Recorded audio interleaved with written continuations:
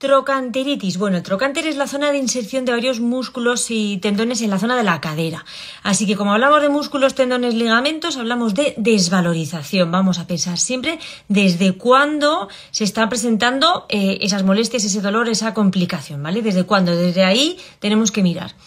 Por lo tanto, estamos hablando de desvalorización en un contexto muy amplio, porque la cadera nos permite hacer muchas acciones cotidianas. Nos permite desde avanzar o detenernos, así que puede ser que me esté desvalorizando en cuanto a no sé si soy capaz de seguir avanzando, si me merezco detenerme, pero también me permite sostener el peso, porque yo me sostengo también con mis caderas, mis piernas, mis pies, sí, pero mis caderas me sostienen el peso. ¿Cuál es el peso real o virtual que estoy sosteniendo?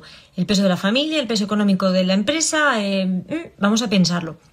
En la cadera también pues hay un movimiento en la intimidad que se hace con la cadera. Entonces también puede haber una desvalorización en ese sentido. Hay mucho que mirar.